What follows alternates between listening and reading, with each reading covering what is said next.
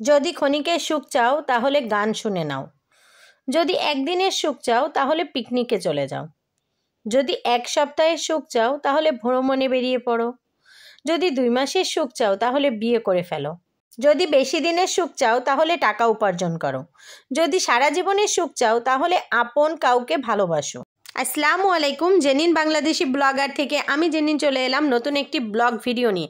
তো আজকে কি শেয়ার করতে যাচ্ছি সেটা দেখে অনেকেই অবাক হবেন, কিন্তু আসলে এই একটা জিনিস আমি অনেক পছন্দ করে খাই, কেন জানি না, আমার অনেক বেশি পছন্দ, ছোটোবেলা থেকেই পছন্দ। আমি মনে হয় পিঠার পরে যদি কোনো কিছু পছন্দ করি সেটা হচ্ছে এটা, মানে এত ভালো লাগে আমার যা বলার মতো না। আর পিৎজা, এই কয়েকটা জিনিস আমার আসলে খুব পছন্দ। তার মধ্যে আজকে আপনাদের মাঝে যেটা আমি শেয়ার করতে যাচ্ছি সেটা হয়তো বা অনেকেই আপনারা দেখে অবাক হবেন যে এও কেউ শেয়ার করে, এও কেউ আপলোড করে, মানে এটা ভাবতে পারেন। তো যাদের কাছে ভালো লাগবে না তারা প্লিজ স্কিপ করে যাবেন, আর যারা আমার আবেগটা ভালোবাসাটাকে মানে ফিল করতে পারবেন তারাই প্লিজ দেখেন। কারণ কি, যে আমার কাছে যা ভালো লাগে আমি চেষ্টা করি, আমার হচ্ছে চ্যানেল, এটা আমার নিজের, এখানে কথা বলার অধিকার শুধু আমার আছে। এখানে আমি আমার মতো করে বলতে পারবো, বা আমি আমার মতো করে হচ্ছে আমার সমস্ত কার্যক্রম দেখাতে পারবো বলেই কিন্তু এই চ্যানেলটা আমি খুলেছি। আসলে মেয়েদের কথা বলার স্বাধীনতা কিন্তু খুব কমই থাকে, বিশেষ করে যারা হচ্ছে ঘরের বউ হয় তাদের তো আরও থাকে না। তো আসলে আমারও স্বাধীনতা নাই। তো এই একটা প্ল্যাটফর্ম যেখানে আমি আমার মতো করে কথা বলতে পারি, অনেক বেশি কথা বলতে পারি। হয়তো বা অনেকের কাছে এটা আপনাদের অনেকের কাছেই ভালো লাগে আমি জানি। আমার হচ্ছে কমেন্ট সেকশনে আমি যখন দেখি যে আপু তোমার কথাগুলো অনেক ভালো লাগে, তোমার কথাগুলো অনেক মিষ্টি, তুমি অনেক সুন্দর করে কথা বলো, তুমি অনেক সুন্দর করে গোছায় কথা বলতে পারো, তোমার প্রেজেন্টেশনটা অনেক সুন্দর, তখন আসলে অনেক ভালো লাগে যে যাক একটা তো গুণ আছে অন্তত। তো আসলে এটা সবার কাছে ভালো লাগে না, আমার এই গুণটা আসলে সবার কাছে ভালো লাগে না। চুপচাপ থাকলেই হয়তো বা আসলে হচ্ছে শ্বশুরবাড়ির মানুষের কাছে মেয়েরা যত চুপচাপ থাকবে তাদেরকে ততটাই ভালো লাগবে, এটাই স্বাভাবিক। কিন্তু আসলে আমি যেমন তেমন, আমি সব কিছু যেরকম সহজে অকপটে বলতে পারি সেরকম আমি পিছনে কিন্তু কারোর কিছু বলি না। তো আমার যা বলার আমি সামনাসামনি, ভালো লাগবে না সামনাসামনি, খারাপ লাগবে সেটাও সামনাসামনি, আমি আসলে যেমন তেমনই।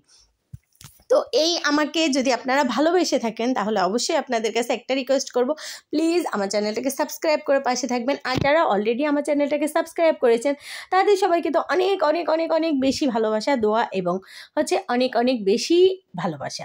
তো আসলে আপনাদেরকে কত কত ভালোবাসা দেবো সেটা আসলে বলে বোঝাতে পারবো না। দেখেন আমার চাল ভাজাও কিন্তু ভালোবাসার প্রমাণ দিচ্ছে, মানে দেখেন এখানে চাল ভাজাটাও লাভ শেপ হয়ে গেছে, তার মানে মনে করেন আমার মনের মধ্যে আপনাদের জন্য কত ভালোবাসা, যে আমি না চাইতে কিন্তু আমার চাল ভাজাটা হচ্ছে ভালোবাসায় পরিণত হয়ে গেছে।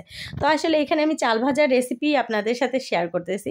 আসলে রেসিপি বলার মতো তেমন কিছুই না, আসলে অনেকে চাল ভাজাটাকে কিন্তু চালটাকে কিন্তু ধুয়ে নেয় না, কিন্তু আমি আসলে ধুয়ে চালটাকে শুকিয়ে লবণ দিয়ে মাখিয়ে সেটাকে শুকাই নেই, তারপর হচ্ছে চালটাকে আমি সুন্দর করে ভেজে নিয়েছি, এটা বলার মতো কিছুই নেই। আর চাল ভাজার পরে আমি সবগুলো চাল ভাজতে ভাজতে দেখছেন আপনাদের জন্য এত এত ভালোবাসা যে আমার চাল ভাজাটাও লাভ আকৃতি হয়ে গেছে।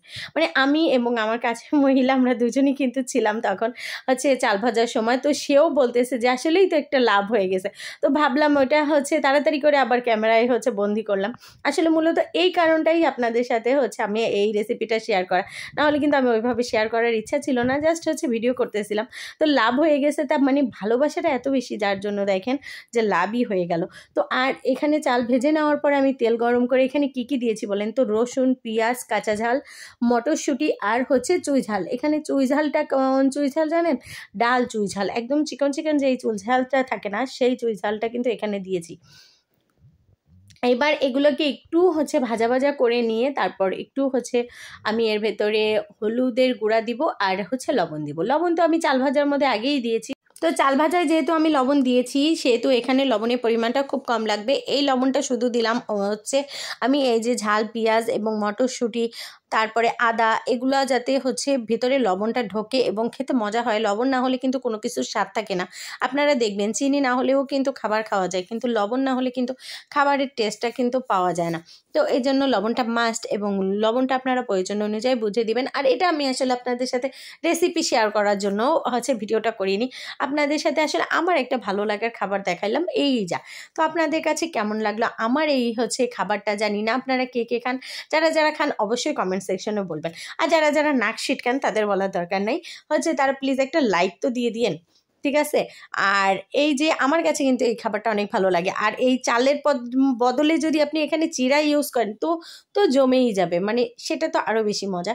তো চিড়া ভাজার রেসিপি আমার আগে একবার আছে, আমার দাদি আমাকে ভেজে খাইয়েছিল, সেটা আপনাদের সাথে আমি শেয়ার করেছি। যারা ভালোবাসেন এই যে এরকম টাইপের খাবার তারা অবশ্যই চিড়া ভাজার রেসিপিটা দেখে আসতে পারেন, সেটা অবশ্যই ব্লগ ভিডিওর মাঝে শেয়ার করা ছিল, তো দেখে নিতে পারেন। আর এই যে আমার সমস্ত ঝাল পেঁয়াজগুলোকে সুন্দর করে ভেজে ঠেজে নিয়ে তারপর এর ভেতরে আমি হচ্ছে চাল ভাজাটা দিয়ে দিলাম। তো আপনাদের কাছে এই চাল ভাজাটা খেতে অনেক মজা লাগে কিনা সেটা কিন্তু আমাকে অবশ্যই জানাবেন। অনেকেই কিন্তু চাল ভাজা দেখছি হচ্ছে, বিশেষ করে বরিশালের মানুষজন কিন্তু চাল ভাজাটা একটু বেশি খায়। তো আমরা বরিশালের পাশাপাশি তো খুলনার, তাইতে মাঝে মাঝে আমাদেরও ভালো লাগে। তো বরিশালের মানুষরা কিন্তু চাল ভাজা দিয়ে হচ্ছে চা দিয়ে খায়, আমি শুনেছি দেখেছিও। তো আমার কাছে আসলে চাল ভাজাটা এভাবেই ঝাল পেঁয়াজ দিয়ে বা সমস্ত রকম আদা রসুন পেঁয়াজ চুই ঝাল মটরশুঁটি এগুলো দিয়ে খেতে কিন্তু অনেক মজা লাগে। তো আপনারা যারা খান নাই একবার হলেও কিন্তু ট্রাই করে দেখবেন, আসলেই একটা ইউনিক এবং রেসিপি। আর এই ইউনিক রেসিপিটা যারা যারা খাননি, আর এইটা যে কত মজা লাগে, যারা খাননি তারা জীবনে অনেক কিছু মিস করে গেছেন। তো যারা মিস করে গেছেন তারা আসলে একবার হলেও এটা ট্রাই করেন। আপনাদের কাছে মানে খাওয়ার জন্য না, একটু ট্রাই তো করা উচিত। মানুষ নিত্য নতুন অনেক কিছুই ট্রাই করে, যেরকম আমার কাছে কিন্তু নিত্য নতুন অনেক কিছুই ট্রাই করতে ভালো লাগে। একটুখানি খাই, পরবর্তীতে ভালো লাগে তারপর বেশি করে খাই। তো আসলে এই দেখুন আমার চাল ভাজাটা কিন্তু একদম রেডি। আর দেখেন কত সুন্দর কালার, যেরকম কালার সেরকম মজা, সেরকম সেরকম সেরকম, মানে এর যতটা বলবো ততটাই কম হয়ে যাবে। তো আপনাদের কাছে কেমন লেগেছে? আর এটা অবশ্যই আপনারা বানিয়ে খাবেন, অবশ্যই অবশ্যই বানিয়ে খাবেন। তো আপনাদের কাছে যদি ভালো লেগে থাকে তাহলে অবশ্যই একবার ট্রাই করবেন। তো আপনারা সবাই ভালো থাকবেন, সুস্থ থাকবেন। আল্লাহ হাফেজ সবাইকে।